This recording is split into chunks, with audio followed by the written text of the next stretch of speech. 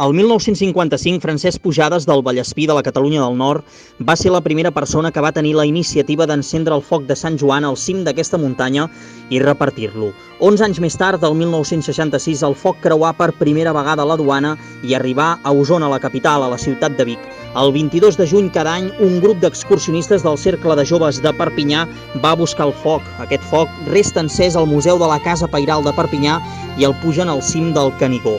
A Trenc d'Alba inicien el descens perquè la flama arribi a tots els pobles i ciutats dels Països Catalans a temps d'encendre les fogueres de la nit de Sant Joan. A partir d'aquell 1955, la flama es distribueix des del cim de la muntanya fins a totes les poblacions del nostre país, passant de mà en mà i de poble en poble perquè arribi a encendre totes les fogueres de Sant Joan.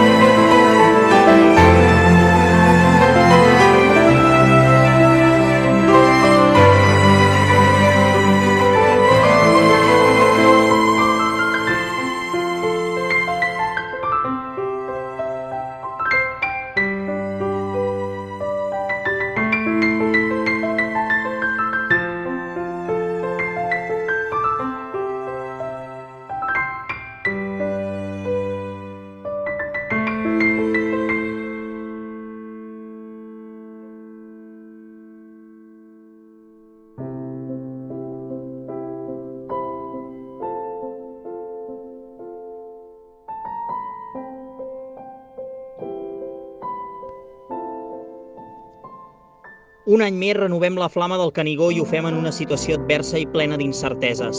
Malgrat les dificultats, una petita gran xarxa col·lectiva fa possible també aquest any que la flama que regenera el cim del Canigó arribi a tots els indrets de casa nostra. A cada ciutat, a cada vila, a cada barri, a cada balcó. Treballant col·lectivament per un objectiu comú. Un projecte que demostra, com tants altres, com és aquest país, un país que té la seva principal fortalesa en la gent que el conformem. Ho hem vist també aquests darrers mesos, en la manera com hem afrontat la pandèmia. Tothom assumint el seu paper, la seva part de responsabilitat individual i col·lectiva. Són moments en què la solidaritat i el suport mutu s'han convertit en la base per seguir endavant. És evident que aquesta situació ha estat un cop fort per tothom, aquí i arreu del planeta. Canvis d'hàbits, increment de les desigualtats, qüestionament de drets i llibertats, pèrdua de gent estimada.